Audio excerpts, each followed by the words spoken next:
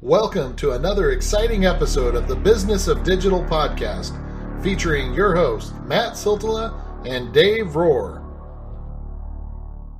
Hey everybody, Matt Siltala here alongside Dave Rohr for another Business of Digital podcast episode. Thank you guys for joining us.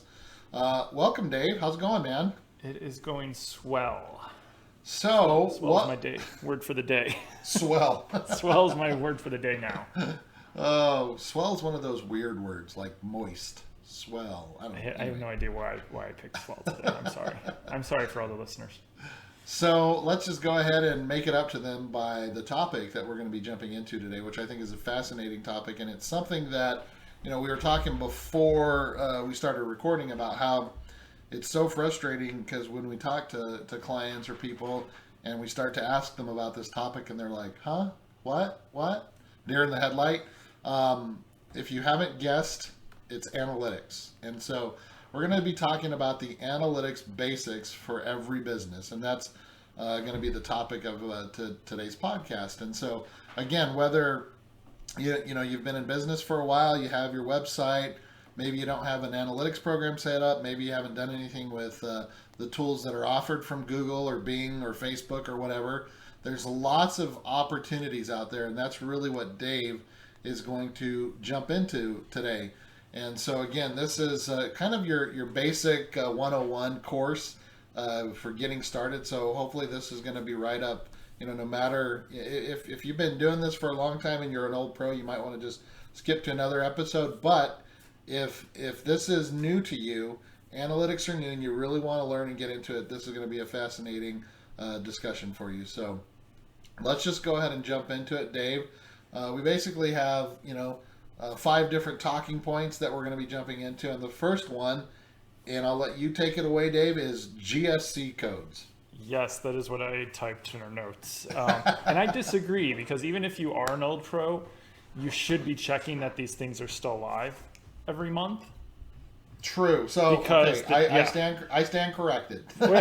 You could just listen to the 5 things, or go to the website and look at the 5 things that we're suggesting throughout this podcast episode. Because the number of times where I've had to spend hours, and I've had to do it recently with one of my clients for GSC code, and GSC code is Google Webmaster / Google Search Console versus whatever they change the name to next year. You mean 6 months from now? Yeah, it's been a couple months. Yeah, they probably change it before the end of the year. AdWords is now ads, so they'll change this too. But the number of times when a site migration goes live and then a week later you go and check on stuff, or I check on stuff, or any other SEO checks on stuff, and then circles back and says, hey, I don't have access to, the Google Search Console anymore. It's down because the migration pushed up, especially if you do different types of deployments. You push up the code, you overwrite whatever was in the main directory, and suddenly that file that was there that gave everyone access is now gone poof. That is probably the easiest way to get your GSC verified. You just upload a file. The best way to do it otherwise is to use the Google Tag Manager and Analytics, which we'll be talking about if you don't have. If you are verified on those, you can do it, or to go down to the DNS level and make a change. Because unless you changed your DNS, your registrar very often, you probably should be okay. And if you don't know what I'm talking about when I say that, just never mind that validation method. Stick to the file or stick to having access to the other things, because just the number of times that, people are like, oh, we did a site launch last week or last month, did you have this code on there? No. Well, then we don't know what the errors looked like before. We don't know what keywords you were ranking for prior to that, because now you get 16 months worth of data. We don't have access to any of that stuff. And, you also could be missing out on, if you've been hacked, if Google finds issues, they'll email you. Yeah. So at the very least, look at the links that we're going to provide you and go and make sure you have this set up. And that's the first one, is the GSC code or Google Search Console. Very good. Now, it was a perfect transition with what you were talking about, just the access to the data that we get, because a lot of times when someone hears, hey, go set up your Bing Webmaster Tools account, they laugh and they're like, well, Bing, why would I care? But you can actually get a lot of really fascinating data. I think they've set it up one of the better search consoles in my opinion, but I'll let you talk to that. Well, you can keep going. You want to talk about Bing? You can talk about Bing. Go for it. Yeah, Bing is the other one that even I'll say 70% of the people, if not, I don't even say 70, I'll say 50% of people that I talk to, if not even honestly lower, will have Google Search Console, have never set up Bing, or have no idea what I'm talking about. Yeah. Which I think is just, something that Bing probably needs to market. Come on, Dwayne. I know you're not doing it anymore. They need Dwayne out there talking about it. Or at least Perna getting better information out there. Yeah, they're talking about other stuff. Perna and Christy are off talking about voice search and AI. But they're supposed to be the new Dwayne. No. Replace Dwayne. But yeah, Bing Webmaster gives you a lot of the same type of data, but from Bing. But they have a couple other little tools that'll show you like different 404s. It'll give you some different keyword data, and it also has for a while it's had a better tie-in to taking the keywords and getting them into Bing ads, which I think Google Search Console is very jealous of, at least from the paid side probably. But it gives you a lot of data. Some of it's the same, but it's just another tool that you can leverage and use, and it's free. Best price. Yep. Can't beat free. Well, transitioning on to the big one now. Why don't we go ahead and jump into Google Analytics? Yeah, good old GA or Google Analytics. You'll probably see it referenced. It's free, and the bonus thing would be Google Tag Manager, honestly, to implement your Google Analytics and all of these codes that you would go forward. But I think that's a bit more advanced, and we have to figure out someone that knows Google Tag Manager really well. I know the basics of it. I forget how you say his last name, like Arsenic or something. Mike. Anyway. Arson. Yeah. Yes. In Portland area. Yep. He's up there. He knows it. He is like a Google ridiculous. Tag Manager pro, an expert. We'll drop a link to him. Yeah. I've read some of this stuff about how he uses it to drop in schema and stuff, and I'm like, what? Yep. Not to go off topic, but what? It's crazy the stuff he does with that. But Google Analytics, just from the most basic level, if you're doing any other type of advertising, if you listen to, I won't talk about what we just talked about in the other podcast we did recently, but if you want to do any sort of attribution or understand any of your online or offline spending, how are you doing that without Google Analytics? And even if you have Omniture or if you have something else, everywhere I've been where we used Omniture or way back in the day, like Web Trends or ClickTracks or, any third-party type of tool, we always had analytics and we would compare them because we were bound to screw up somewhere along the way, or someone was, and one of them was to fall out, and we at least had something to go back to during that time. But even if you're a small business, even if you don't look at it on a daily, weekly basis, install Google Analytics, please. Because when you do want to do something and you want to go back and look and see 6 months ago what happened, or if you start to do stuff and you want to look at last year or last month or yesterday, you won't have that data. Yeah. If someone was to come to you, Matt, and say, hey, we want to do X, Y, Z, and it's like, okay, well, what kind of content does well on your website? If they have no clue, it's going to make it much more difficult. No idea. We don't have analytics. Or if you have analytics, make sure you actually look at it once in a while to make sure that, that migration you just didn't wipe out the tag. Or make sure that you don't have it in Google Tag Manager and, I've seen this before too, multiple times, it's in Google Tag Manager and an old header file or include file gets updated, but it gets rolled back to a version, not to get technical, but it gets rolled back to a version of that file where prior to us deleting that code. So when you transition from just using Google Analytics to having it hosted in Google Tag Manager or some other type of tag leaf, what is it, T-leaf or something? Yeah. Some sort of tag manager, that we then had an instance for I think 2.5 months where we weren't really paying attention, and I kind of looked at the data and we're like, these numbers seem really inflated. They were exactly double. Oh man. Like depending on the way it was filtered, it was suddenly double. And that's because as we started to look through the code, we're like, well, look, our GA snippet code is on there twice. Oh wow. And because someone didn't look at it for, I think it was just a couple weeks, and then we had to wait for the next migration and some other stuff, we ended up having like 3 weeks worth of garbage data where we always had to just cut everything in half. Yeah, that's crap. So, yeah. Well, I was trying, I was trying to find a perfect segue into our next point. Oh, sorry, go ahead. No, my cat's looking at my door. He was hiding in my office. Stop bothering us, Bob. Oh no, this one was Jack. Oh, okay. He Jack was sleeping in the corner somewhere and I didn't see him, and now he just suddenly wants out. But Google Analytics, install it, even if you don't look at it on a super regular basis. Please install it. All right, please install it. Please. All right. So what I was going to get into though is I was trying to find this morning. I saw a tweet and it was funny, and I don't know if you saw the same one. I was trying to find a reference to it. Hopefully I can find it. We'll drop it in the podcast blog post. But we're going to be the next part of it that Dave's going to be talking about is Google My Business. And I saw it was this funny.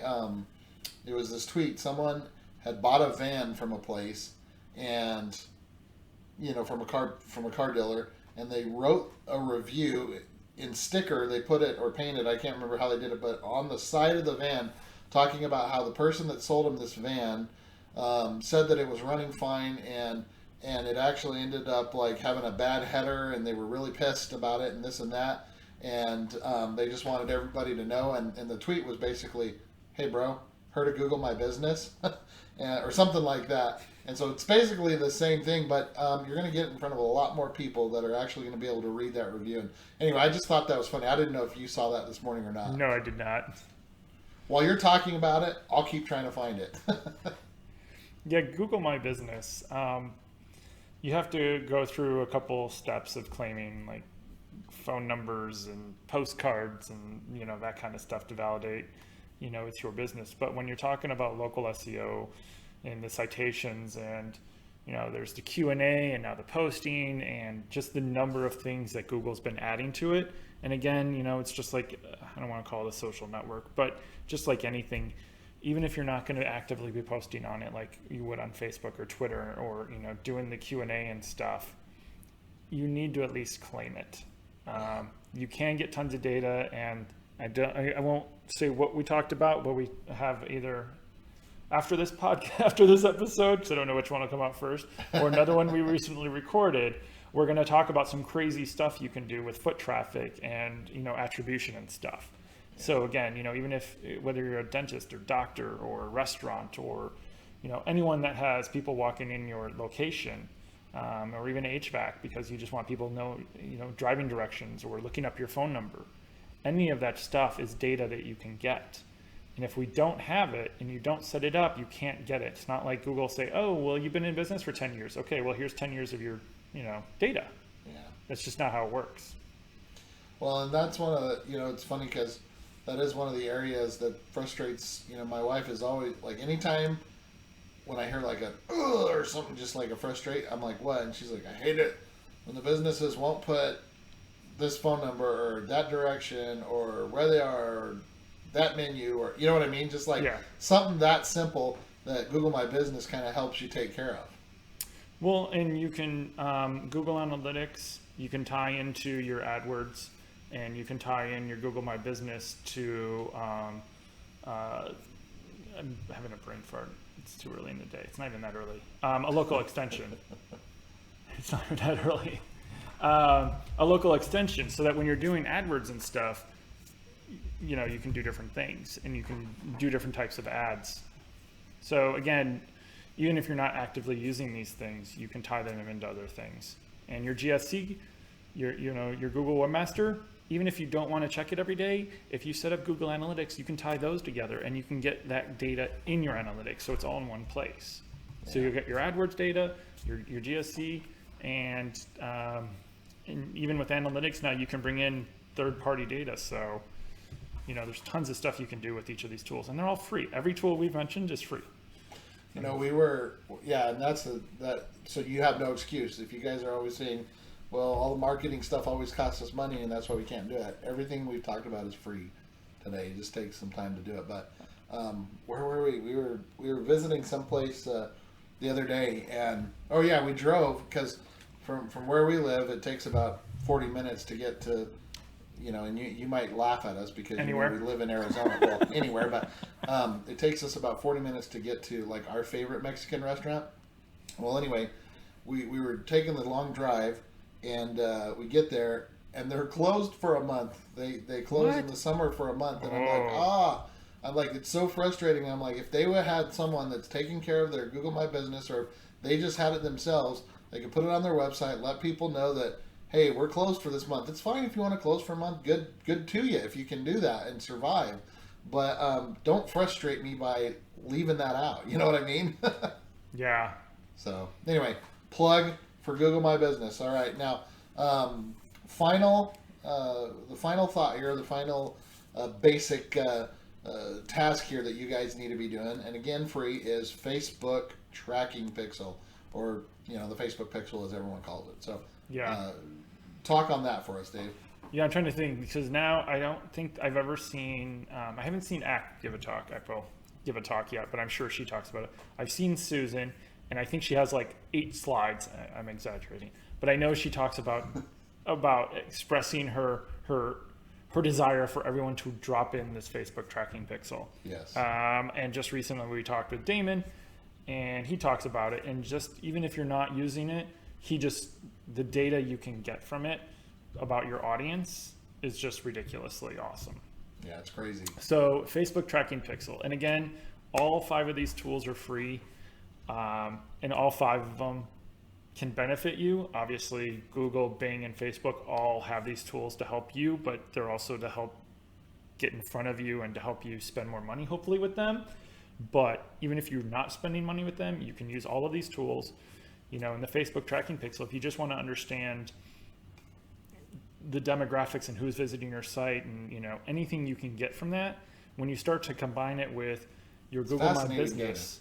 Yeah, if you start to look at your Google My Business and, anytime someone asks you the question, who is your customer? You can look at your customer records, but you're also not going to know the people that don't sign up with you. Yeah. So looking at all of these things and trying to understand as much as you can about your prospects and the people you didn't connect with and your current customers to see, is there a specific location, or is there, is it just because we're down the street from them? Or anything you can try to understand better about them to help you. I don't see why you wouldn't do this. Plus, again, all 5 of these are free. And anytime you come up to a paid person, a Facebook marketing person, a social media person, and I didn't even mention it, but there's also a Twitter code that you could do. Maybe we'll include some bonus ones in the. But those are the 5 main. Twitter. Give or take. Because you have great analytics with Pinterest as well. Yeah, you can get stuff from everything, especially if you're an e-tailer. It just goes. But I was just thinking, at least the basics. Exactly. This is not called the pro episode. This is the basic episode. So just kind of wrapping things up for everybody, just helping you guys. Again, the 5 basics here are the GSC code, Bing Webmaster Tools, Google Analytics, Google My Business, and the Facebook Pixel, the Facebook Tracking Pixel. So at the very least, to all our listeners, make sure you go and get this set up on your website. You have no excuse because this is free. These don't cost anything, and so there's no excuse. And like Dave had mentioned too, you're going to make any agency or marketing company or social person or anybody very, very happy with you if you ever use them. and they know that you have this stuff set up. So those are kind of, any final thoughts, Dave? Yeah, just having these set up when you do run into a problem. As a technical person, and I start asking for data, if you go to an SEO and they're like, oh, well, let me see, if we can't, look at how Google's been digging into your site for the last 3 months. Oh, I don't have it. Well, now we have to install it, and now we have to wait 2 or 3 days, and then I get 1 day's worth of data. And it could be another week or two before there'll be enough in there for us to help you. Yeah. Or for a paid person, it's like, okay, well, what keywords are driving traffic to your site now organically? No idea. Without the Bing Webmaster and without the Google Search Console, they don't get that free keyword data. Like, I can't tell you what stuff is driving traffic to the site organically, so I can't give it to the paid person. Whereas all of that stuff is always there. It's the It's equivalent to the offline version of you set up a billboard and put a phone number on it that doesn't call your business. Yeah. So. And it's free. All right. Well, I appreciate you jumping into all those for us, Dave, and hopefully everybody that's listening got something out of that. So for Dave Rohr with Northside Metrics, I'm Matt Silvilla with Avalanche Media, and thank you guys for joining us on this Business of Digital podcast. Bye, guys. Thanks.